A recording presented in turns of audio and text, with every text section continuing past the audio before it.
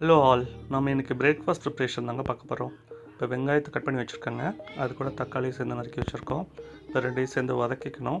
இப்போ வந்து கத்திரிக்காய் வேக வச்சு எடுத்து வச்சுருக்கோம். இப்போ நம்ம வந்து கத்திரிக்காய் சட்னி மாதிரி தாங்க செய்ய போகிறோம். கத்திரிக்காயில் வந்து அயர்ன் அண்ட் ஃபோலிக் ஆசிட் நிறையா இருக்குது. ஸோ அது ரெகுலராக நீங்கள் உணவில் சேர்த்துக்கலாம். இப்போ கத்திரிக்காய் வணக்கத்துக்கு நம்ம தக்காளி வெங்காயம்லாம் போட்டு வணக்கி வச்சுருக்காங்க. ஒன்ஸ் வந்து இது ரெடியான உடனே நம்ம வேக வச்ச கத்திரிக்காய் இதில் போட்டு சட்னி மாதிரி பண்ணிக்க வேண்டியதாங்க. இது வந்து கத்திரிக்காய் பஜ்ஜின்னு கூட சொல்லலாம். இப்போ பார்த்தீங்கன்னா பொரியல் ரெடி பண்ணியாச்சு. அவரைக்காய் பொரியல் தாங்க பண்ணியிருக்கோம். அவரைக்காய் வந்து உடம்புக்கு ரொம்ப நல்லதுங்க. அது டெய்லி உணவில் சேர்த்துக்குங்க. இதுலேயும் அயன் கண்டென்ட் வந்து உங்களுக்கு நிறையா இருக்குது. இப்போ பார்த்தீங்கன்னா அந்த கத்திரிக்காய் சட்னி ரெடி ஆகிடுச்சு.